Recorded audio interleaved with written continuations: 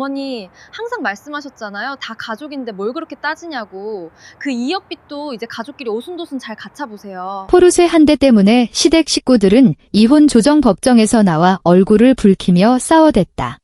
시어머니는 내 코앞에 삿대질까지 해가며 욕심이 과하다느니 만족을 모른다느니 악담을 퍼부었다. 좋다. 그렇게 그 놈의 보여주기용 간판이 필요하다면 기꺼이 넘겨드리리라. 나는 조정조서에 서명했다. 남은 현금만 챙기고 그 비싸고 번지르르한 허세의 상징은 전남편에게 넘겼다. 이혼 신고를 마친 지 고작 24시간 만에 그 차가 그들 가족을 지옥으로 태워보낼 특급 열차가 될 줄 누가 알았겠는가? 수화기 너머로 들려오는 신우이의 처절한 비명소리를 들으며 나는 우아하게 아이스 아메리카노를 한 모금 마셨다. 손끝에 닿는 플라스틱 컵의 차가운 감촉이 그 어떤 복수보다 짜릿했다. 이야기를 시작하기 전에 구독과 좋아요, 그리고 댓글로 여러분이 어디서 이 이야기를 듣고 계신지 남겨주세요. 기쁜 마음으로 인사드리겠습니다. 자, 그럼 이야기를 시작합니다. 주방 창문 밖으로 보이는 서울의 하늘은 잿빛이었다. 마치 너무 많이 빨아서 해진 낡은 침대 시트 같았다. 김지수는 도마 위에서 잘게 썬 파를 작은 접시로 옮겨 담았다. 손끝에 묻은 파의 진액에서 알싸한 향기가 코끝을 찔렀다. 냉장고 컴프레서가 웅웅거리는 소리를 냈다. 낮고 고집스러운 그 소리는 마치 영원히 입을 다물지 않으려는 노인의 잔소리 같았다. 그때 현관 쪽에서 도어락이 해제되는 전자음이 들렸다. 띠리리. 남편의 발소리가 아니었다. 박정호는 걸을 때 뒤꿈치를 먼저 끌면서 걷는 특유의 게으른 소리가 났다. 하지만 이 발소리는 더 가볍고 빨랐다. 또각또각 마룻바닥을 울리는 하이힐 소리에는 묘하게 당당한 리듬이 실려 있었다. 오빠 집에 없어? 박미영의 목소리가 복도 끝에서 들려왔다. 지수는 뒤를 돌아보지 않고 수도꼭지를 들어 도마에 남은 파 부스러기를 씻어냈다. 스테인리스 싱크대에 부딪히는 물줄기가 쏴하며 날카로운 소리를 냈다. 회사 갔어. 현관 쪽에서 미영이 무언가를 뒤적이는 소리가 들렸다. 신발장 문이 열렸다 닫히고 열쇠 꾸러미가 부딪히는 짤그랑 소리가 공기를 타고 넘어왔다. 흐르는 물 아래에서 지수의 손가락이 0.3초 정도 멈칫했다가 아무 일 없었다는 듯 다시 움직였다. 차 키 어딨어? 안 보이네. 식탁 위에. 지수는 수도꼭지를 잠그고 싱크대 옆에 걸린 행주에 손을 닦았다.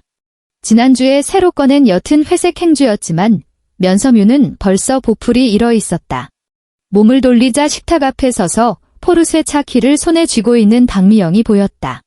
미영은 오늘 미색 샤넬 트위드 재킷을 입고 있었다. 단추에 박힌 로고가 유난히 도드라져 보였다.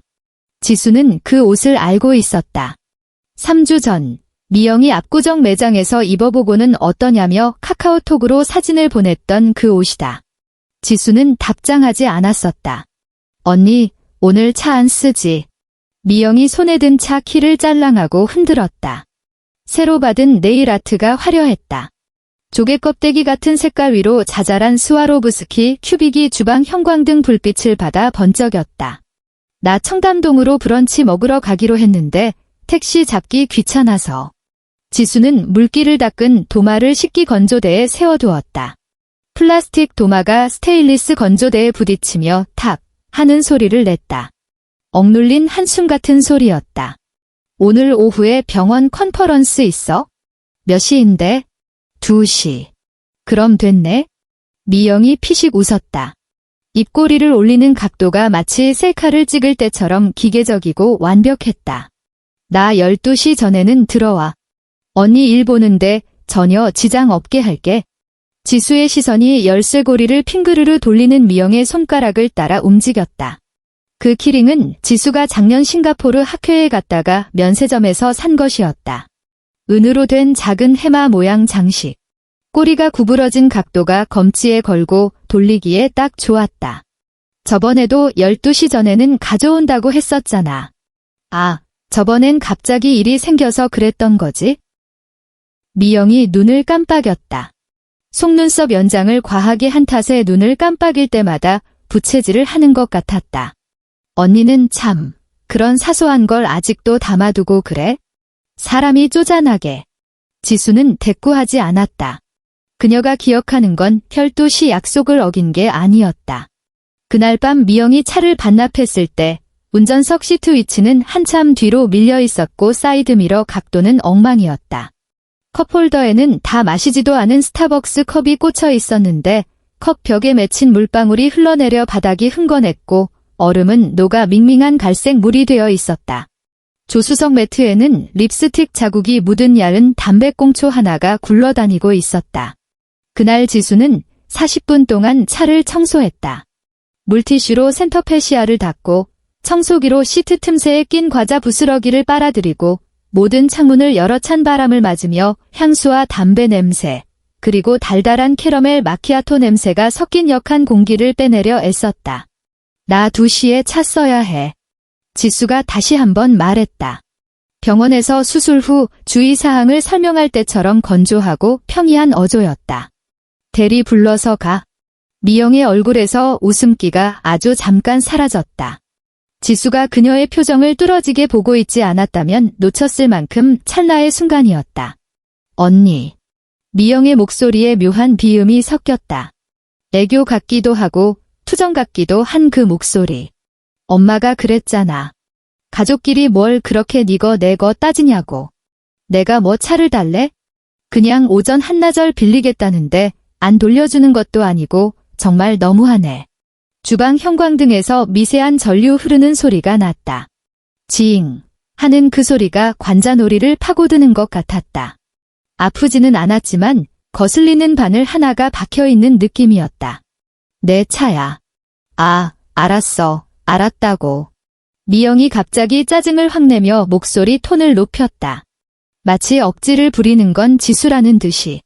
그냥 언니가 너무 야박해서 한 소리 한 거야. 정호 오빠가 언니 이러는 거 알면 뭐라고 생각하겠어? 지수는 미영이 제 샤넬 백 안으로 차 키를 툭 던져 넣는 모습을 지켜보았다. 너무나 자연스러워서 마치 원래 자기 물건을 챙기는 것 같았다. 가방 지퍼가 드르륵 닫히고 미영은 이미 몸을 돌려 현관으로 향하고 있었다. 나 갈게, 언니. 또각또각 하이힐 소리가 멀어졌다. 도어락이 열렸다가 닫히는 소리. 그리고 잠시 후 집안에는 다시 냉장고 돌아가는 소리만 남았다. 지수는 주방에 우두커니 서서 1층 주차장에서 들려오는 엔진 시동 소리를 들었다. 그르릉 하고 낮게 깔리는 그 소리. 결혼 전 3년 동안 모은 적금과 결혼 후 월급을 쪼개고 쪼개 모은 돈으로 일시불 결제했던 그녀의 카이엔이었다. 엔진 소리가 커지더니 이내 멀어졌다. 그녀는 고개를 숙여 자신의 손을 내려다보았다. 손톱은 바짝 깎여 있었고 손가락 끝에는 팔을 다듬다 물든 옅은 초록색 물이 배어 있었다. 개수대 거름망에는 아직 씻겨 내려가지 않은 파 조각 몇 개가 물기에 젖어 뱅글뱅글 돌고 있었다. 징. 휴대폰이 진동했다. 지수는 앞치마 주머니에서 휴대폰을 꺼냈다. 화면에는 시어머니 박복자 여사에게서 온 카카오톡 메시지가 떠 있었다. 지수야, 미영이가 차 좀 쓰겠다는데 그게 뭐 대수니? 가족끼리 내가 언니로서 좀 너그럽게 굴면 안 되니? 메시지 끝에는 이모티콘이 하나 붙어 있었다. 노란색 둥근 얼굴이 눈을 반달로 접으며 웃고 있는 그 표정. 악에 없어 보이지만 지수는 그 웃는 얼굴을 3초간 응시했다. 위산이 역류하는 것처럼 속이 울렁거렸다. 그녀는 답장하지 않았다. 휴대폰을 다시 주머니에 넣고 지수는 수도꼭지를 틀었다. 개수대에 남아있던 파 부스러기들이 물살에 휩쓸려 배수구 구멍 속으로 빨려 들어갔다. 초록색 점들이 검은 구멍 속으로 사라지는 것을 지켜보았다. 전세 자금 대출용 계좌의 잔액 조회 화면이 스마트폰 액정 위에 떠 있었다. 잔액 0원. 지수는 병원 휴게실 소파에 앉아 엄지손가락으로 의미 없이 화면을 쓸어내렸다. 벌써 3번째 세로 고침을 했지만 숫자는 요지부동이었다. 0은 0이었다. 100번을 다시 본들 1억 5천만 원으로 변할 리 없었다. 휴게실 에어컨은 빵빵하게 돌아가고 있었다. 천장 송풍구에서 쏟아지는 냉기가 가운 밖으로 드러난 쇄골을 스치고 지나갔다. 오한이 들었다. 하지만 그건 에어컨 때문이 아니었다. 가슴 한복판, 심장 언저리에 누군가 얼음물을 한 바가지 끼얹은 듯한 서늘함이었다. 1억 5천만 원. 25부터 29까지 월급날마다 꼬박꼬박 떼어내 저축했던 돈이었다. 결혼 전 관악구의 고시원에 살던 시절이었다.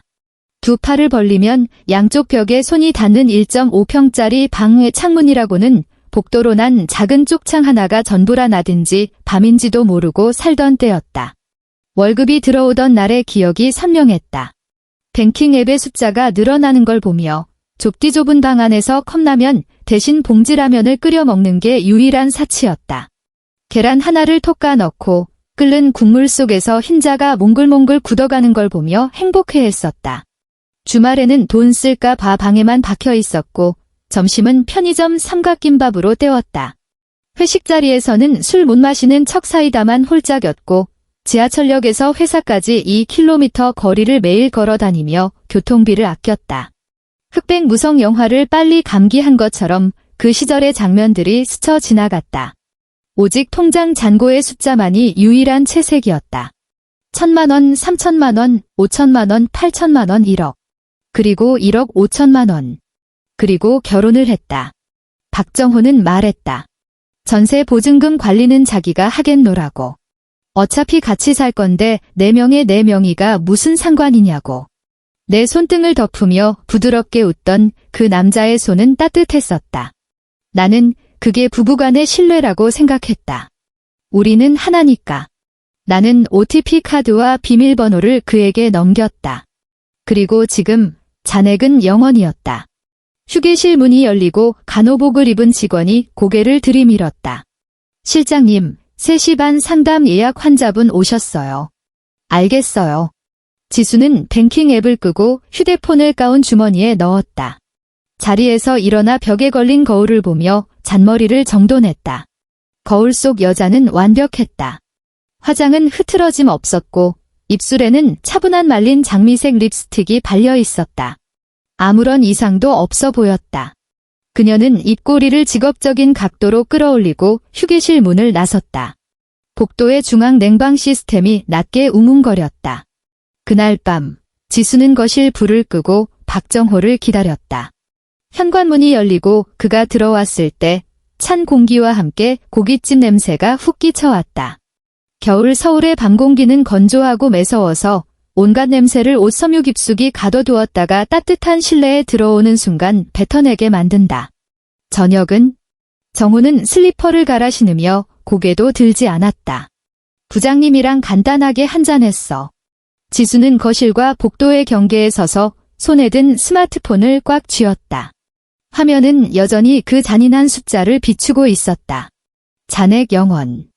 전세금 어디 갔어? 정호의 동작이 멈췄다. 아주 잠깐의 정적. 그는 다시 허리를 숙여 벗어둔 구두의 코를 현관 쪽으로 돌려놓았다. 평소보다 훨씬 꼼꼼하고 느린 동작이었다. 무슨 돈? 전세 보증금. 1억 5천. 정호가 허리를 펴고 그제야 지수를 바라보았다. 술 기운 때문인지 눈두덩이 부어 있었고 흰자 위에는 실핏줄이 터져 있었다. 넥타이는 느슨하게 풀어 헤쳐져 목젖이 훤히 보였다. 그걸 갑자기 왜 확인해? 묻는 말에나 대답해. 거실 스탠드의 노란 불빛 아래 두 사람의 그림자가 길게 늘어졌다. 보일러가 돌아가는지 바닥 배관에서 탁탁 하는 소리가 났다. 규칙적이고 건조한 그 소리가 신경을 긁었다. 나 그게. 정호가 마른 입술을 핥았다. 핀 조명을 받은 쥐처럼 당황한 기색이 역력했다. 회사에서 좋은 투자 정보가 있어서. 크게 한탕할 수 있을 것 같아서. 무슨 투자? 가상 화폐 코인. 그의 목소리가 기어 들어갔다. 마지막 말은 거의 들리지도 않았다. 동료가 그걸로 대박이 났대서 나도 딱 이번만 내 전세금을 코인에 넣었다고? 우리 전세금이지. 정호가 갑자기 목소리를 높였다. 물에 빠진 사람이 지푸라기라도 잡는 심정으로 꽥소리를 지르는 것 같았다. 결혼했으면 다 공동재산 아니야? 남편으로서 내가 불려보려고 한 건데 그게 뭐. 그거 내 결혼 전 특유 재산이야. 지수의 목소리는 차분했다. 너무 차분해서 정호는 말문이 막혔다. 입을 뻐끔거렸지만 목구멍이 꽉 막힌 듯 소리가 나오지 않았다. 25부터 29까지. 지수가 또박또박 씹어뱉듯 말했다. 4년이야 매달 고시원 쪽방에서 편의점 김밥 먹어가며 버스비 아끼려고 눈비 맞으며 걸어 다녀서 모은 돈이야. 그 1억 5천만 원. 내 4년치 인생이라고. 보일러 배관이 탁 하고 다시 울렸다. 근데 그게 지금 영원이 됐네. 정호의 눈동자가 흔들렸다. 지수의 얼굴을 피하더니 현관 신발장을 보았다가 식탁을 보았다가 결국 자기 발끝으로 시선을 떨궜다. 내가 다시 채워놓을게. 어떻게? 방법을 찾아볼게. 그의 목소리에 물기가 섞여 나왔다. 상담실에 찾아와 수술비를 깎아달라며 읍소하는 진상 고객들의 말투와 똑같았다. 시간 좀 줘, 내가 어떻게든. 빚은 또 얼마나 졌어? 정호가 입을 다물었다. 거실에는 긴 침묵이 흘렀다. 탁, 탁, 탁 보일러 소리만 유난히 크게 들렸다. 윗집에서 가구를 끄는지 드르륵거리는 소리가 천장을 타고 둔탁하게 내려왔다. 2천만 원. 지수의 입에서 긴 한숨이 새어나왔다. 몸 안의 장기가 다 빠져나가는 듯한 허탈한 숨이었다. 이혼해. 정호가 고개를 번쩍 들었다. 눈이 튀어나올 듯 커졌고 붉은 실핏줄이 거미줄처럼 번져 보였다. 뭐? 이혼하자고. 지수가 다시 한번 말했다. 이번에는 음절 하나하나에 힘을 주었다. 더 이상 이 결혼 유지 못해. 아니, 안 해. 너 고작 돈 때문에 이러는 거야? 돈 때문만은 아니야. 지수는 몸을 돌려 안방으로 향했다. 마룻바닥을 밟는 발소리가 삐걱거렸다. 안방 문을 열고 장롱문을 활짝 제쳤다. 옷걸이에 걸린 자신의 옷들을 거칠게 꺼내기 시작했다. 정호가 쫓아와 방문을 가로막고 섰다. 거실 불빛을 등진 그의 그림자가 지수 위로 검게 덮쳤다. 지수야, 진정해. 우리 대화로. 나 지금 엄청나게 진정하고 있는 중이야. 지수는 베이지색 코트를 반으로 접어 캐리어에 던져 넣었다. 옷걸이끼리 부딪히는 챙그랑 소리가 날카롭게 울렸다. 4년이야, 박정호. 옷장 깊숙한 곳에 얼굴을 박은 채 그녀가 말했다. 옷감에 먹혀 웅웅거리는 목소리였다.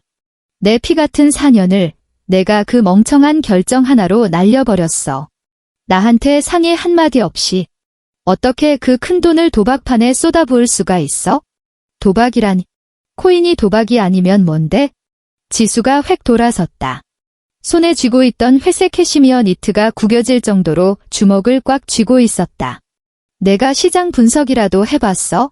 리스크 관리는? 그냥 남들 돈 벌었다니까 눈 돌아가서 넣은 거잖아. 정호는 대꾸하지 못했다. 너 아무것도 모르잖아. 지수의 목소리는 여전히 낮았지만 그 안에 담긴 분노는 서리빨처럼 차가웠다. 동료 말만 믿고 내 전 재산을 홀랑 태워. 만약 잃으면 어떡할 건지 대책은 있었어. 그게 내 인생이라는 생각은 한 번이라도 해봤냐고. 나는 돈 좀 벌어서 너 호강시켜 주려고. 호강. 지수는 헛웃음을 흘리며 다시 짐을 싸기 시작했다.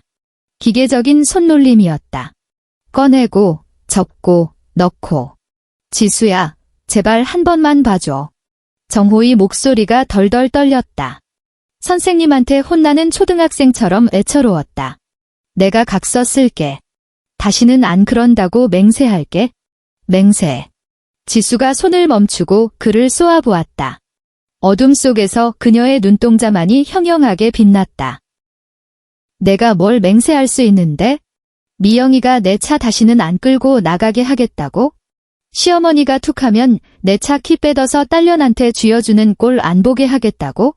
너희 식구들이 나를 가족이 아니라 언제든 뽑아 쓸 수 있는 ATM 기계 취급하는 거, 그거 막을 수 있어? 정우는 입만 벙긋거릴 뿐 아무 말도 하지 못했다. 지긋지긋해. 지수가 중얼거렸다. 혼잣말처럼 작았지만 비수처럼 꽂혔다. 지난 3년 정말 지긋지긋했어.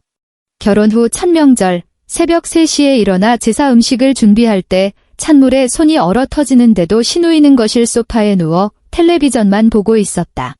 주말마다 시댁에 불려가 억지로 점심을 먹을 때 시어머니는 지수야, 너 너무 말랐다. 애 들어서겠니? 하며 싫어하는 반찬을 밥그릇 위에 수북이 쌓아주곤 했다. 야근하고 돌아온 날이면 정호는 고생했다. 이는 말 대신 밥은? 집에 먹을 거 없어? 라고 물었다. 그리고 그놈의 포르쉐.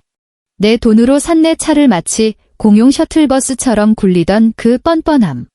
미영이 차를 쓰고 돌려줄 때마다 배어있던 싸구려 방향제 냄새와 조수석 밑에서 발견되던 정체 모를 영수증들.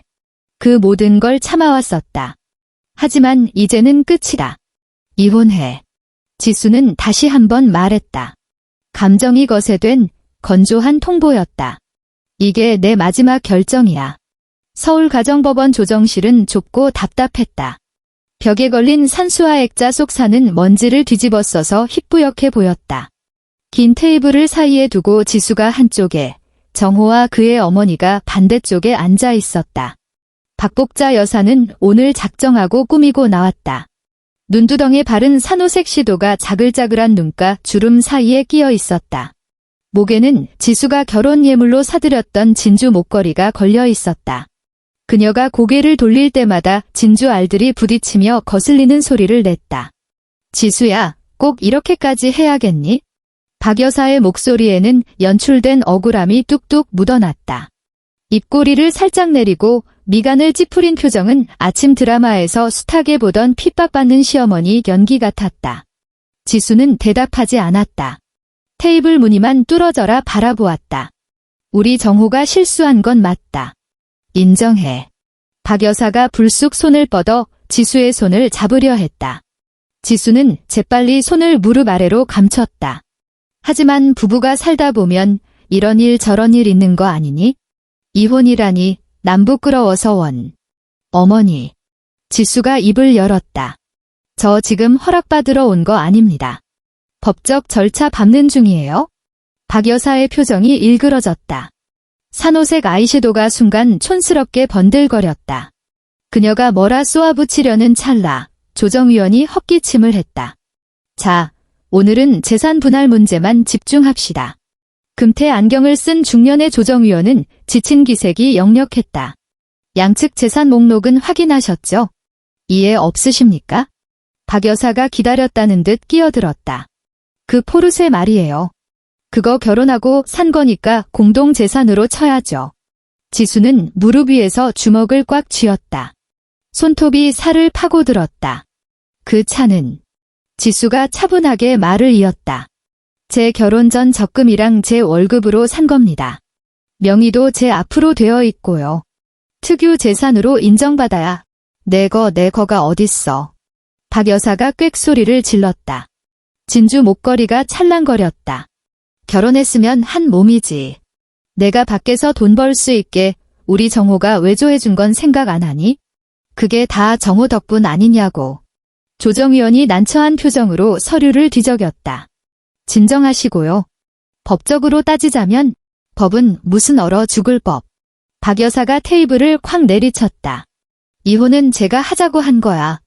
유책 배우자가 누군데 지금 재산을 따져? 그 차는 위자료 명목으로라도 정호가 가져야 해. 지수는 박 여사의 얼굴을 빤히 쳐다보았다. 흥분해서 붉어진 얼굴, 침이 튀는 입술, 탐욕이 덕지덕지 묻어있는 그 얼굴. 하지만 지수의 머릿속에는 다른 장면이 떠올랐다. 며칠 전 포르쉐 서비스 센터 직원이 모니터를 보여주며 심각한 표정으로 설명하던 모습. 고객님, 브레이크 유압 장치 쪽에 문제가 좀 있습니다. 당장은 운행이 가능할지 몰라도 고속 주행 시에 제동이 밀릴 수 있어요. 수리비가 꽤 나올 텐데. 그때 지수는 알겠다고 다음 주에 다시 오겠다고 하고 차를 돌렸다. 그리고 그 다음 주가 오기 전에 정호가 전세금을 날려 먹었다는 사실을 알게 된 것이다. 서비스 센터의 점검 내역서는 지금 그녀의 클라우드 계정에 조용히 잠들어 있었다. 지수 씨, 김지수 씨. 조정위원의 부름에 지수가 퍼뜩 정신을 차렸다. 네. 뭐라고 하셨죠? 상대방 측에서 차량 가액만큼 현금 분할을 감액하겠다고 주장하는데 어떻게 생각하십니까? 지수는 옆에 앉은 정호를 힐끔 보았다.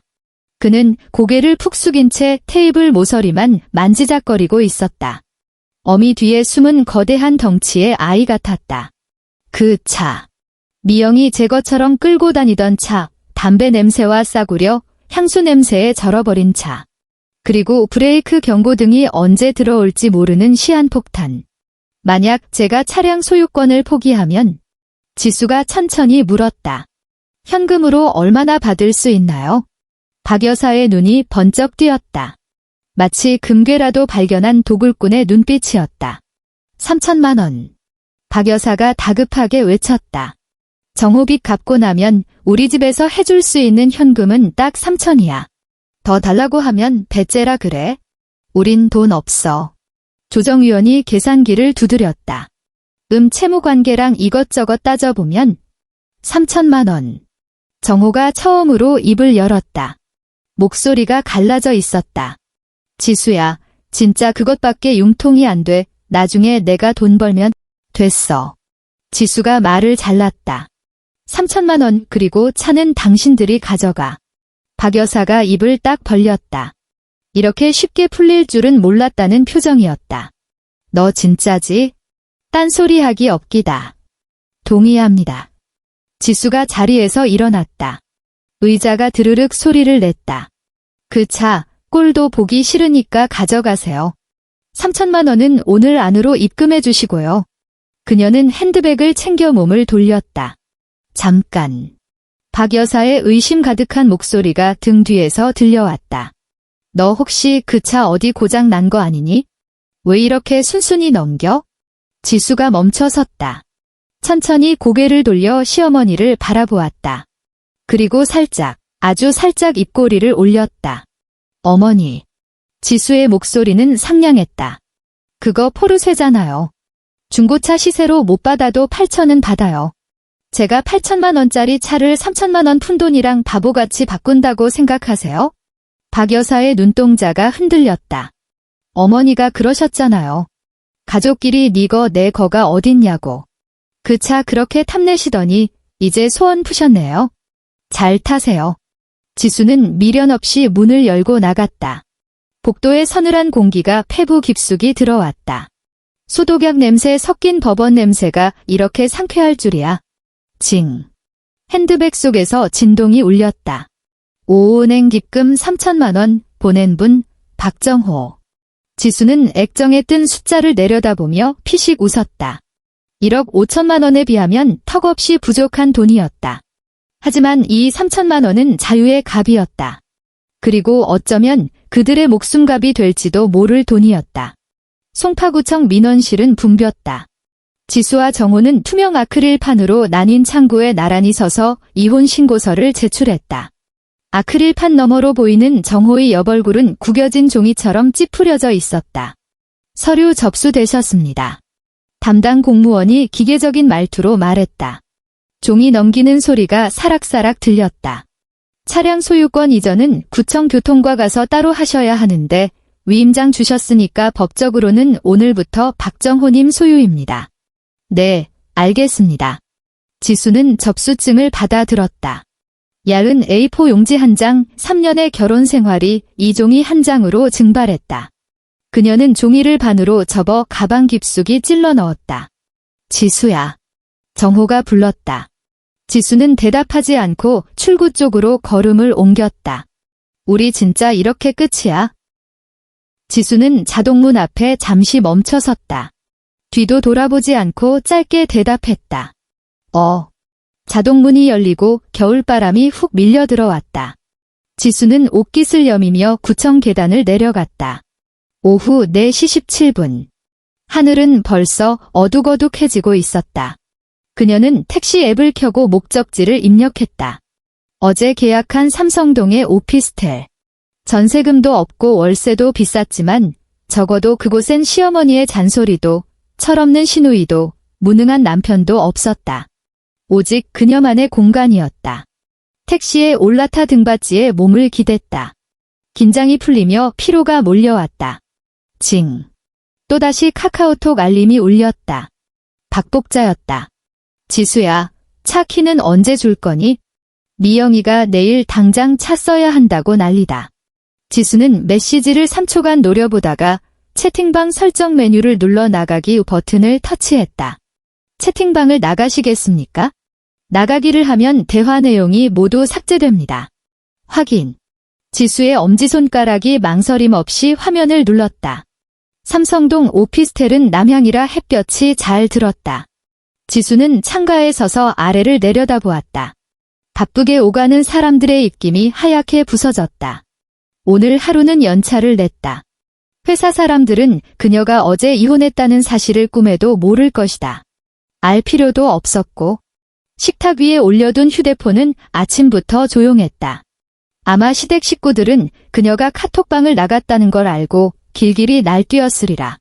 하지만 전화는 오지 않았다. 아마 차명에 이전하느라 그리고 그토록 원하던 포르쉐를 차지해서 신나하느라 바쁠 것이다. 지수는 에스프레소 머신을 작동시켰다. 윙, 원두 갈리는 소리가 경쾌하게 울렸다. 치익, 고압의 증기가 커피가루를 통과하며 진한 갈색 액체를 뿜어냈다. 방 안가득 고소하고 쌉쌀한 커피 향이 퍼졌다. 그녀는 얼음을 가득 채운 유리잔에 갓 내린 에스프레소를 부었다. 얼음이 쩍 하고 갈라지는 소리가 났다. 창가 안락의자에 앉아 다리를 꼬고 커피를 한 모금 마셨다. 차가운 액체가 목구멍을 타고 넘어가며 정신을 번쩍 들게 했다. 그때였다. 따르릉. 낯선 벨소리가 정적을 깼다. 지수는 천천히 고개를 돌려 식탁 위 휴대폰을 바라보았다. 액정에 뜬 이름 3글자. 박미위영. 지수는 눈썹을 살짝 치켜 올렸다. 이혼 조정 내내 코빼기도 안 비치던 신우이였다. 사과는커녕 언니가 너무하다며 뒤에서 욕이나 하던 그 아이가 지금 전화를 걸어왔다. 지수는 천천히, 아주 천천히 통화 버튼을 눌렀다. 휴대폰을 귀에 가져다 대기도 전에 수화기 너머에서 찢어지는 듯한 비명이 터져나왔다. 으앙. 언니. 지수 언니. 평소에 그 가식적인 목소리는 온데간데 없었다. 공포와 고통에 질린 짐승의 울부짖음 같은 소리였다. 지수 언니. 어떡해. 나 어떡해. 마이바흐를 박았어. 수화기 너머로는 아수라장이 된 현장 소음이 그대로 전해졌다. 웅성거리는 사람들 목소리, 자동차 경적 소리, 레카차의 사이렌 소리가 뒤섞여 있었다. 상대방이 무슨 대기업 전무래. 합의금만 2억 원을 달란다. 2억 원. 보험사에 전화했는데 걔네가 나는 운전자 한정특약에 안 들어가 있어서 보상이 안 된대. 보험 처리가 안 된대. 지수는 창가에 서서 휴대폰을 귀에 댄 채 미영의 울부짖음을 감상했다. 유리창을 투과한 햇살이 그녀의 얼굴 위로 따스하고 환하게 쏟아졌다. 언니, 빨리 좀 와줘. 나 진짜 미치겠어. 엄마는 전화도 안 받고 오빠는 찾아빠져 자는지 연락도 안 되고 나 진짜... 미영씨. 지수의 목소리는 내일 날씨를 이야기하듯 평온했다. 사고 난 곳이 어디라고요? 강원도. 원주 가는 고속도로. 나 원래 친구들이랑 리조트 가려던 길이었는데 그 차, 지수가 미영의 말을 툭 끊었다. 내 오빠 차잖아. 수화기 너머의 울음소리가 딸꾹질하듯 멈췄다. 뭐? 다시 말해줄게. 지수는 또박또박 음절 하나하나를 씹어뱉듯 말했다. 그 포르쉐, 어제 오후부로 법적으로 박정호 씨 소유가 됐어. 나랑은 아무런 상관도 없는 차라고. 아니. 언니, 그거 원래 언니 차였잖아. 그래, 원래는 내 거였지? 지수는 식탁 위에 커피잔을 들어 올려 손끝으로 컵의 온기를 느꼈다. 근데 너희 식구들이 입버릇처럼 그랬잖아. 가족끼리 네 거 내 거가 어디 있냐고, 굳이 그렇게 선을 그어야겠냐고. 자, 이제 내 오빠 차를 동생이 몰다가 사고를 냈으니 그 소중한 가족끼리 해결하면 되겠네. 하지만, 그리고 미영씨 지수의 목소리가 한결 부드러워졌다. 입가에는 미묘한 미소가 번졌다. 나랑 박정호 씨는 이혼했어? 이제 지수 언니가 아니라 김지수 씨라고 불러야지. 그녀는 종료 버튼을 눌렀다. 커피 향이 여전히 공기 중에 은은하게 감돌았다. 지수는 커피를 한 모금 머금었다. 따뜻한 액체가 혀끝을 지나 목구멍을 타고 위장으로 흘러들어가며 온몸을 노곤하게 데워주었다. 창밖의 겨울 햇살은 여전히 눈부셨다. 거리에는 팔짱을 낀 연인이 지나가고 있었다. 두 사람이 내뱉는 하얀 입김이 공중에서 하나로 얽혀 흩어졌다. 문득 생각난 듯 지수는 휴대폰을 들어 포르쉐 서비스 센터 앱을 켰다. 2주 전에 등록해 두었던 정비 예약 기록을 찾았다. 브레이크 시스템 점검 요망. 유압 장치 이상 소견. 그녀는 삭제 버튼을 눌렀다. 붉은색 경고 문구가 화면에서 깨끗이 사라졌다. 마치 처음부터 존재하지 않았던 것처럼. 다음 날 아침, 박정호는 지수에게 7통의 전화를 걸고 23통의 카카오톡 메시지를 보냈다. 지수는 새 오피스텔 소파에 파묻혀 텔레비전으로 고전 영화를 보고 있었다.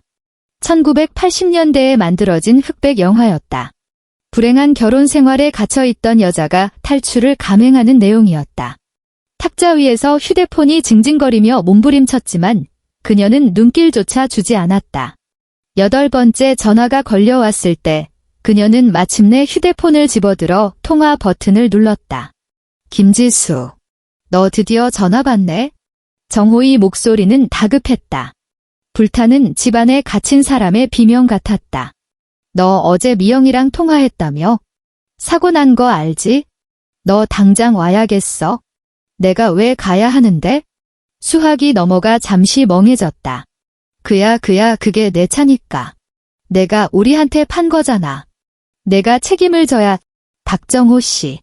지수의 목소리는 너무 작아서 하마터면 묻힐 뻔했다. 첫째, 판 게 아니야. 이혼 재산 분할 과정에서 당신들이 현금 대신 차를 달라고 떼를 썼고 내가 동의한 거지. 법적으로 그 차는 당신 거야? 하지만 둘째, 그녀가 말을 이었다. 당신 여동생이 당신 차를 몰고 나가서 사고를 냈어? 당신 가족이고 당신 차야. 이 사건은 처음부터 끝까지 나랑은 먼지 한 톨만큼의 관계도 없어. 얘야, 김지수. 너 시치미 떼지 마. 정호의 목소리가 갑자기 찢어질 듯 날카로워졌다. 히스테리에 가까운 악다군이었다. 너 일부러 그랬지? 똥차 우리한테 떠넘긴 거지? 보험사 직원이 그러더라. 그 차 브레이크 쪽에 문제 있었던 것 같다고. 너 알고 있었지? 알고 일부러 우리한테 준 거지?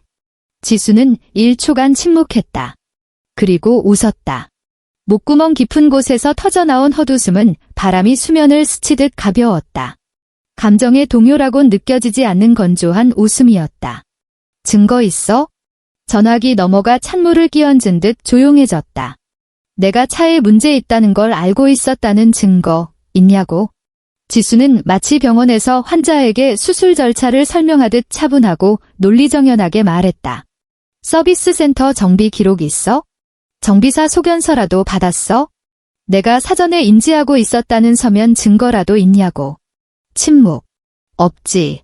당연히 없겠지? 지수는 휴대폰을 다른 손으로 바꿔들고 탁자 위에 커피를 한 모금 마셨다. 그런 건 차주만 조회할 수 있으니까? 그리고 지금 차주는 내가 아니라 너잖아. 너 진짜. 그리고 하나 더 지수가 그의 말을 잘랐다. 브레이크 결함이랑 이번 사고 사이의 인과관계. 그거 입증하려면 국과수 감정이라도 받아야 할걸. 설령 브레이크에 문제가 있었다고 쳐도 그게 사고의 직접적인 원인이라는 걸 증명하는 건 별개의 문제야. 무엇보다 내 동생이 지정 운전자가 아니라서 보험 처리가 안 되는 게 지금 너희가 닥친 진짜 문제 아닌가? 김지수. 박정호 씨. 지수는 커피 잔을 내려놓았다. 손가락으로 컵의 테두리를 톡톡 두드렸다.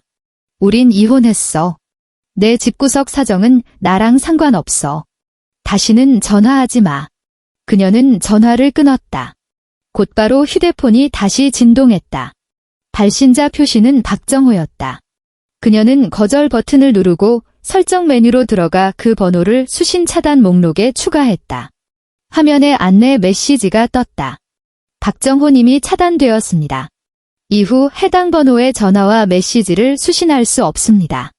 지수는 확인 버튼을 누르고 휴대폰을 뒤집어 놓았다. 다시 영화로 시선을 돌렸다. 화면 속 흑백 세상의 여자는 긴 골목길을 홀로 걸어가고 있었다. 뒷모습은 앙상했지만 발걸음만은 흔들림이 없었다. 3일 뒤 박복자 여사가 지수의 새 오피스텔 주차장에 나타났다. 지수는 베란다에서 새로 들인 화분에 물을 주고 있었다. 잎이 작은 아이비였다. 초록색 줄기가 바람에 살랑거렸다. 허리를 숙여 분무기질을 하던 그녀의 귀에 아래층에서 들려오는 날카로운 고함이 꽂혔다. 김지수, 너 인연 당장 내려와. 12층 높이를 뚫고 올라온 그 목소리는 녹슨 칼로 유리를 긁는 것처럼 소름 끼쳤다. 지수는 허리를 펴고 난간 쪽으로 다가가 아래를 내려다보았다. 오피스텔 입구에 박 여사가 서 있었다. 짙은 보라색 패딩 점퍼를 입고 있었는데 머리는 헝클어져 있었고 지난번 법원에서 봤던 화려함은 온데간데 없었다. 그녀는 입을 쩍 벌린 채 악을 쓰고 있었고 겨울 허공으로 하얀 입김이 뭉텅이로 뿜어져 나왔다. 이 사기꾼 같은 년. 고장난 차를 우리한테 떠넘겨? 당장 내려오지 못해? 지나가던 행인들이 하나둘 걸음을 멈추고 구경하기 시작했다. 형광색 조끼를 입은 배달 오토바이 기사도 속도를 줄이며 힐끔거렸다. 지수는 움직이지 않았다. 분무기를 든 채 동상처럼 서서 아래층에 점점 모여드는 인파를 내려다보았다. 박 여사의 목소리는 점점 더 커졌고 액션도 과격해졌다. 허벅지를 탁탁 치고 주저앉았다가 다시 일어나기를 반복했다. 마치 굿판을 벌이는 무당 같았다. 내 아들, 내 딸, 내 년이 다 망쳐놨어. 이 독사가 같은 년. 양심이 있으면 나와봐.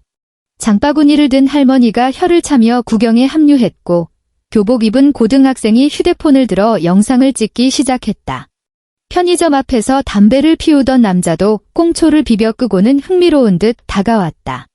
지수는 몸을 돌려 실내로 들어와 베란다 문을 잠갔다. 현관으로 가서 코트를 걸치고 휴대폰과 열쇠를 챙겼다. 그리고 문을 열고 엘리베이터를 탔다. 1층 버튼을 눌렀다.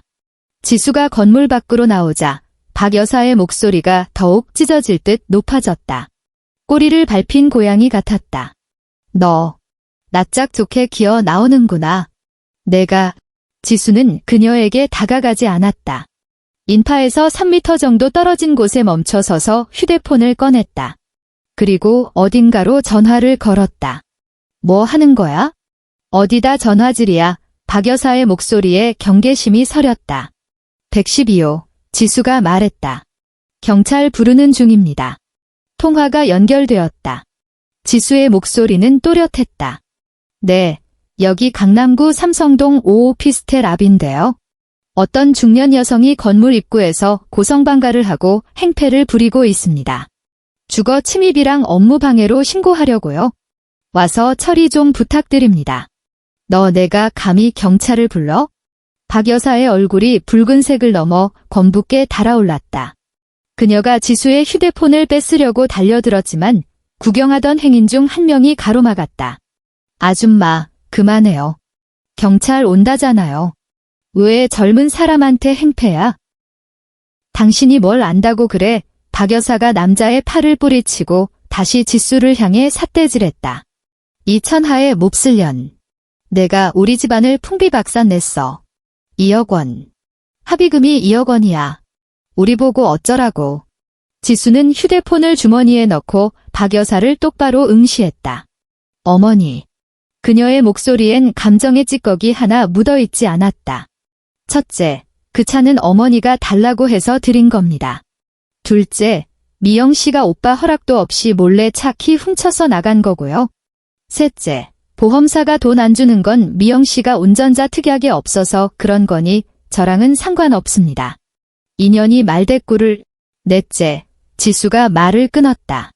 우린 이혼했습니다. 당신은 이제 내 어머니가 아닙니다. 김지수 씨, 혹은 김 여사라고 부르세요. 박 여사는 입을 뻐끔거리며 말을 잇지 못했다. 멀리서 사이렌 소리가 들려왔다.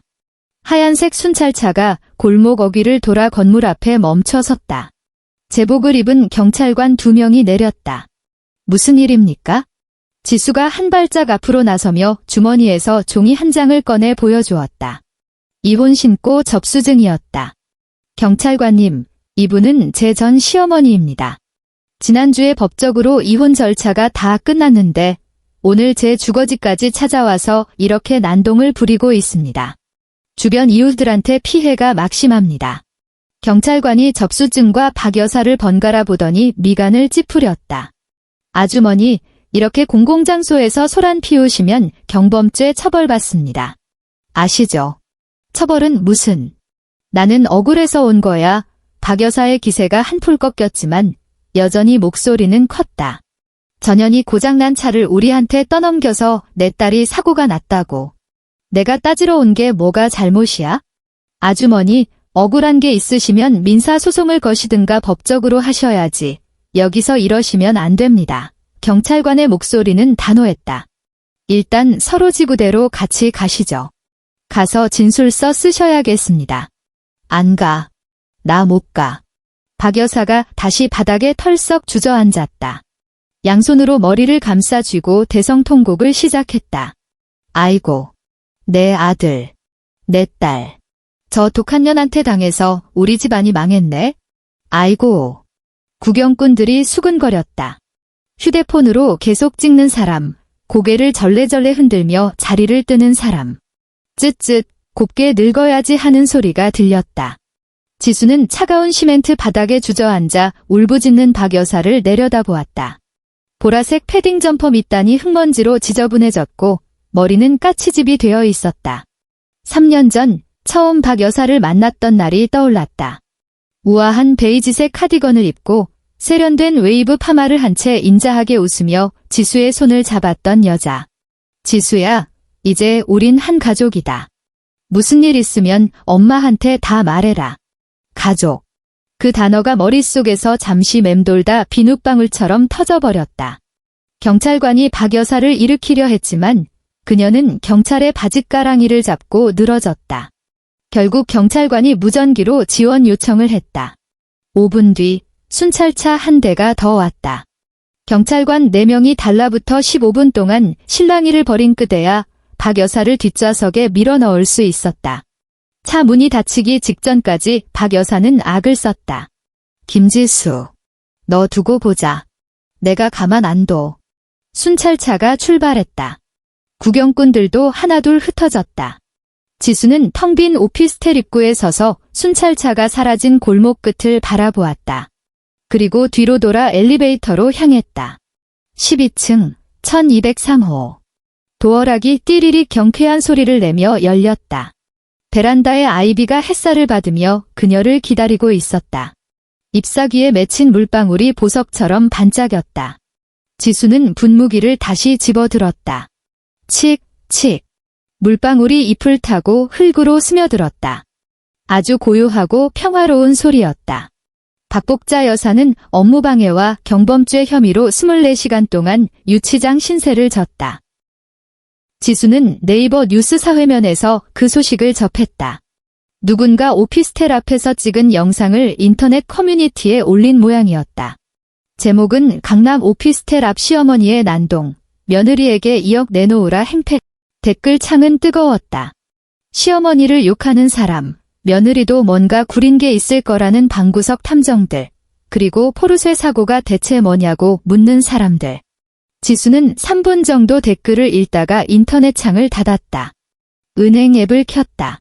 재산 분할로 받은 3천만 원은 이미 며칠 전 입금되어 있었다. 그녀가 따로 모아둔 비상금과 합치니 이 오피스텔 보증금은 해결되고도 남았다. 월세는 그녀의 월급으로 충분히 감당할 수 있었다. 카톡이 왔다. 병원 동료였다. 실장님, 다음 주 컨퍼런스 일정 나왔어요. 화요일이랑 목요일 대형 수술 상담 맡으셨네요. 네, 확인했습니다. 답장을 보내고 휴대폰을 내려놓았다. 지수는 주방으로 향했다. 냉장고에서 어제 사온 사고를 꺼냈다. 시장 정육점 아주머니가 국물이 뽀얗게 잘 우러날 거라며 골라준 최상급 한우 사골이었다. 큰 곰솥에 뼈를 담고 물을 가득 채웠다. 센 불로 한바탕 끓여 핏물을 빼내고 다시 새 물을 받아 은근한 불에 올렸다. 주방 가득 구수한 냄새가 퍼지기 시작했다. 마음이 차분해지는 어릴 적 기억을 불러일으키는 냄새였다. 지수는 가스레인지 앞에 서서 국자로 기름을 걷어냈다. 어릴 때 감기에 걸리면 엄마는 늘 사골국을 끓여주셨다. 부산의 낡은 아파트, 창문 너머로 항구의 배들이 보이던 그 집. 엄마는 3년 전에 돌아가셨다. 눈을 감기 전 엄마는 지수의 손을 꼭 잡고 말했다. 지수야, 꼭 너 아껴주는 사람 만나서 행복하게 살아라. 그녀는 노력했다. 그런 사람을 만났다고 믿었다. 하지만 이제 깨달았다. 나를 아껴주는 사람을 찾는 것보다 내가 나를 아껴주는 게 먼저라는 것을. 국물이 우유처럼 뽀얗게 변해갔다. 지수는 불을 가장 약하게 줄이고 뚜껑을 덮었다. 타이머를 2시간 뒤로 맞췄다. 2시간 후 잘 우러난 사골국 한 그릇을 떠서 파를 송송 썰어 넣고 소금 간을 했다. 창가 식탁에 앉아 천천히 국물을 떠먹었다.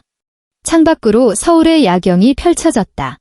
빌딩 숲의 불빛들이 검은 융단 위에 뿌려진 보석처럼 반짝였다.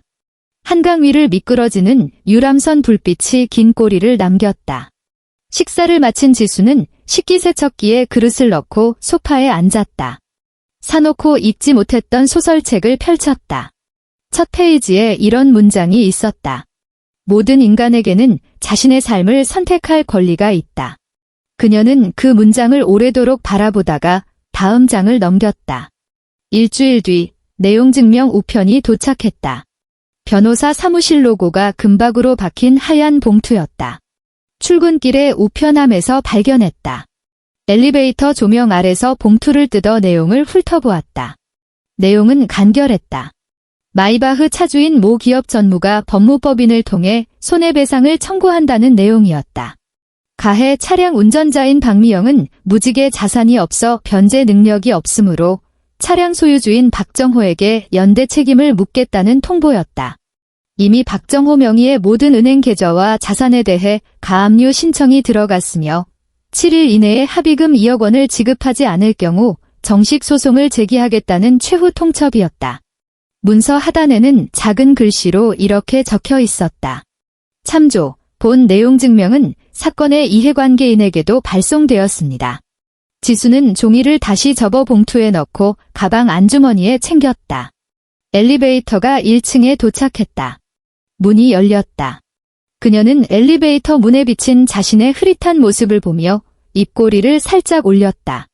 2억 원. 박정호의 마이너스 통장은 이미 코인으로 깡통이 되었을 테고 유일하게 융통할 수 있었던 3천만 원은 나에게 위자료로 줬다. 박미영은 가진 거라곤 명품 가방 몇 개와 화장품뿐인 백수. 박복자 여사는 낡은 아파트 한 채 달랑 있는 전업주부. 시아버지 박성기 씨는 국민연금으로 근근히 사는 은퇴자. 2억 원. 평범한 월급쟁이에게는 천문학적인 숫자다. 서울 변두리의 작은 빌라 전세는 구할 수 있는 돈이고 아이 하나 대학까지 공부시킬 수 있는 돈이다. 박 씨 집안은 7일 안에 이 돈을 만들어야 한다. 못 만들면 법원 등기가 날아올 것이고 지루한 소송이 이어질 것이며 결국 판결금에 이자와 변호사 비용까지 더해져 눈덩이처럼 불어날 것이다. 지수는 오피스텔을 나와 택시를 잡았다. 겨울 아침 공기가 차가웠다. 입김이 작은 구름처럼 피어올랐다 사라졌다. 그녀는 코트 주머니에 손을 찔러 넣었다. 차가웠던 손끝이 체온으로 서서히 녹았다. 택시가 섰다. 뒷좌석에 올라타 회사 주소를 댔다. 라디오에서 아침 뉴스가 흘러나왔다. 최근 깡통 전세 사기가 기승을 부리며 피해가 속출하고 있습니다. 법원은 임대차 계약 시 등기부등본을 꼼꼼히 확인하고 창밖으로 휙휙 지나가는 풍경을 보며 지수는 문득 자신의 1억 5천만 원을 생각했다. 그 돈은 아마 영영 돌려받지 못할 것이다. 하지만 3천만 원이라도 건진 게 어디인가. 새 집, 새 생활, 그리고 되찾은 나 자신. 모든 것을 새로 시작하기에 나쁘지 않은 미천이었다. 빌딩 숲 사이로 아침 해가 솟아올랐다. 도시는 금빛과 붉은 빛이 섞인 따뜻한 색으로 물들고 있었다. 2달 후, 지수는 강남의 새 오피스텔 베란다, 의자에 앉아 따뜻한 라떼를 마시고 있었다. 아이비는 그새 많이 자라 초록색 줄기가 화분 아래로 길게 늘어졌다. 지난주에 새로 사온 다육식물은 연꽃처럼 오동통한 잎을 자랑하며 귀여운 자태를 뽐냈다. 카톡 알림음이 울렸다. 꽤 오랫동안 연락이 없던 고등학교 동창이었다. 지수야, 너 소식 들었어. 내 전남편 박정호 말이야. 파산 신청했다더라. 내 친구 남편이 경기 외곽 아파트 관리실에서 일하는데 그 집 식구들 거기 반지하러 이사 왔다. 지수는 메시지를 읽고 답장하지 않았다. 휴대폰을 옆으로 치워두고 라떼를 한 모금 마셨다. 햇살이 좋았다. 눈이 저절로 가늘어질 만큼 따사로웠다. 반지하. 그녀는 그 단어가 주는 냄새를 기억했다. 지면보다 낮게 뚫린 작은 창문, 대낮에도 켜야 하는 형광등, 비가 오면 벽지에서 피어오르는 곰팡이 냄새. 한강 뷰가 보이던 송파구 아파트에서 살던 그들이 이제 그 눅눅한 어둠 속으로 들어갔다. 지수는 다시 커피를 마셨다. 우유 거품의 부드러움과 에스프레소의 고소함이 입안을 채웠다. 최근 유튜브를 보고 라떼 아트를 연습 중인데 하트 모양이 제법 그럴싸하게 나왔다. 다시 휴대폰이 울렸다. 이번엔 다른 친구였다. 대박, 지수야. 내 시누이였던 박미영 있잖아.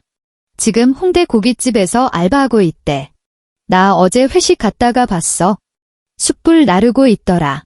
화장기 하나도 없고 완전 딴 사람 같아서 못 알아볼 뻔했어. 지수는 이번에도 답장하지 않았다. 휴대폰을 내려놓고 자리에서 일어났다. 빈잔을 식기세척기에 넣었다. 주방 창문 너머로 옆 동벽면이 보였다. 봄이 오면 저 벽을 타고 담쟁이 덩굴이 다시 초록색으로 뒤덮일 것이다. 지수는 냉장고를 열었다. 연어, 아보카도, 현미밥. 오늘 점심은 직접 만든 연어 포케다. 이혼 후 그녀는 그동안 시간이 없어서 혹은 눈치가 보여서 못했던 것들을 하나씩 해나가고 있었다. 요리 배우기, 주말 조조 영화 보기, 혼자 카페에 앉아 책 읽기, 해 진력 한강 걷기. 왜 또 늦었어? 라고 묻는 사람은 없다. 내 차를 멋대로 끌고 나가 쓰레기통으로 만드는 사람도 없다. 내 피 같은 돈을 도박판에 쏟아붓는 사람도 없다. 내가 쪼잔하다느니, 가족애가 없다느니 가스라이팅 하는 사람도 없다. 이 작은 오피스텔의 모든 공기는 오롯이 그녀의 것이었다. 신발을 현관 아무데나 벗어놔도 되고, 새벽 3시까지 넷플릭스를 봐도 되고, 주말 내내 잠옷바람으로 뒹굴어도 된다. 지수는 밥 위에 연어를 올리고 아보카도를 예쁘게 썰어 얹었다. 간장과 와사비로 만든 소스를 뿌렸다. 빨강, 초록, 하양. 그릇 안에 담긴 색감이 한 폭의 그림 같았다. 그녀는 그릇을 들고 창가로 가서 앉았다. 천천히 숟가락을 들었다. 3년 전 결혼식 날 서울 하늘은 오늘처럼 맑았다. 그때 그녀는 순백의 웨딩드레스를 입고 이제 영원한 행복이 시작될 거라 믿었었다. 지금 그녀는 무릎 나온 트레이닝복을 입고 혼자 밥을 먹고 있다. 그런데 이상하게도 지금이 훨씬 더 행복했다. 지수는 마지막 한 숟가락을 비우고 그릇을 내려놓았다. 은행 앱을 켜서 잔고를 확인했다. 대출 이자는 매달 꼬박꼬박 나가고 있고 적금 통장의 숫자도 조금씩, 아주 조금씩 늘어나고 있었다. 1억 5천만 원에는 한참 모자라지만 그걸로 충분했다. 내가 원하는 삶을 유지하기엔 부족함이 없으니까. 사진첩을 열어 며칠 전 찍은 사진을 보았다. 현관문에 새로 단 최신형 지문 인식 도어락 사진이었다. 은색 몸체가 반짝거렸다. 새로운 자물쇠. 새로운 시작. 지수는 사진을 보며 미소 지었다. 휴대폰을 내려놓고 소파 깊숙이 몸을 기댔다. 베란다 문틈으로 들어온 바람에 아이비 잎사귀가 흔들리며 그림자가 춤을 췄다. 그녀는 눈을 감고 깊게 숨을 들이마셨다. 커피 향, 햇살 냄새, 그리고 평온한 자유의 냄새. 이거면 됐다. 그날 밤, 지수는 꿈을 꿨다. 긴 복도에 서 있었다. 양옆으로 수많은 문이 닫혀 있었다. 그녀는 망설임 없이 앞으로 걸어갔다. 복도 끝에 활짝 열린 문이 하나 보였다. 그녀는 문지방을 넘었다. 눈부신 초원이 펼쳐져 있었다. 노란 유채꽃이 파도처럼 일렁였다. 바람이 불어와 머리카락을 간지럽혔다. 그녀는 뒤를 돌아보지 않고 초원을 향해 걸어갔다. 닫힌 문들이 있던 복도는 등 뒤에서 사라졌다. 오직 광활하고 눈부신 그녀만의 세상이 펼쳐져 있을 뿐이었다. 꿈속에서 지수는 웃었다. 깨어있을 때 지었던 그 어떤 미소보다 환하고 진짜 같은 웃음이었다. 아침 햇살이 커튼 틈을 비집고 들어와 침대 시트 위에 금색 선을 그었다. 지수는 눈을 떴다. 잠시 천장을 응시했다. 창밖에서 새 지저귀는 소리가 들렸다. 누군가 휘파람으로 경쾌한 노래를 부르는 것 같았다. 이불을 걷고 침대에서 내려왔다. 슬리퍼를 신고 창가로 다가가 커튼을 젖혔다. 방 안 가득 환한 빛이 쏟아져 들어왔다. 지수는 창밖을 내려다보았다. 서울의 아침이 기지개를 켜고 있었다. 버스가 달리고 사람들이 횡단보도를 건너고 카페의 셔터가 올라갔다. 그녀는 크게 심호흡을 했다. 오늘도 새로운 하루다. 출근을 하고 환자를 만나고 회의를 하고 서류를 처리할 것이다. 퇴근 후에는 집에 돌아와 나를 위한 저녁을 차리고 보고 싶은 예능을 보다가 잠들 것이다. 누구도 방해하지 않는 삶. 누구에게도 착취당하지 않는 삶. 숨 막히지 않는 삶. 지수는 욕실로 들어가 샤워기를 틀었다. 따뜻한 물줄기가 정수리부터 발끝까지 쏟아졌다. 거울 속에 뿌연 김이 서렸다. 그녀는 거울을 닦아내고 자신의 얼굴을 보았다. 실패한 결혼에서 걸어 나온 여자. 큰돈을 잃었지만 자신을 잃지 않은 여자. 도망치지 않고 선택한 여자. 지수는 거울 속의 자신에게 윙크를 했다. 샤워를 마치고 나와 옷을 갈아입었다. 빳빳하게 다림질된 흰 셔츠에 짙은 네이비색 슬랙스. 전문직 여성다운 깔끔한 차림이었다. 화장대 앞에서 립스틱을 발랐다. 새로 산 첫사랑 피치 컬러가 입술에 생기를 더했다. 가방을 들고 현관으로 나갔다. 도어락에 손가락을 대자 띠리릭 하고 문이 열렸다. 엘리베이터를 타고 1층으로 내려왔다. 건물 밖으로 나오자 찬 공기가 뺨을 때렸지만 햇살은 따뜻했다. 택시를 잡았다. 강남역 사거리요. 라디오에서는 이별과 새로운 시작을 노래하는 발라드 곡이 흘러나오고 있었다. 지수는 차창 밖으로 빠르게 지나가는 풍경을 바라보았다. 서울이라는 거대한 도시는 멈추지 않고 돌아간다. 수많은 사연이 태어나고 사라진다. 그녀는 그중 하나일 뿐이다. 하지만 이제 그녀는 길을 잃지 않는다. 자신이 어디로 가고 있는지, 무엇을 원하는지 정확히 알고 있으니까. 택시가 회사 앞에 멈췄다. 지수는 카드를 내밀어 결제하고 차에서 내렸다. 고개를 들어 높게 솟은 빌딩을 올려다보았다. 오늘도 열심히 일할 것이다. 오늘도 잘 살아낼 것이다. 오늘도 온전히 나로 살 것이다. 지수는 당당하게 회전문으로 걸어 들어갔다. 회전문이 돌아가며 바깥의 찬바람을 차단했다. 로비는 따뜻했다. 엘리베이터 버튼을 눌렀다. 문이 열리고 그녀는 안으로 들어갔다. 문이 닫히며 그녀를 위로 실어날랐다. 23층. 문이 열렸다. 지수는 복도를 지나 상담실로 향했다. 실장님, 좋은 아침입니다. 후배 직원이 밝게 인사했다. 네, 좋은 아침이에요. 지수는 활짝 웃으며 상담실 문을 열었다. 통유리창으로 들어온 햇살이 방 안을 가득 채우고 있었다. 자리에 앉아 컴퓨터를 켰다. 화면이 켜지고 오늘 해야 할 일 목록이 떴다. 그녀는 키보드 위에 손을 올렸다. 이것이 그녀의 삶이다. 평범하지만 단단한, 스스로 선택한, 진짜 그녀의 삶. 지수는 모니터를 보며 다시 한번 깊게 미소 지었다. 세상은 계속 돌아간다. 그리고 그녀 또한 계속 나아갈 것이다. 엔드.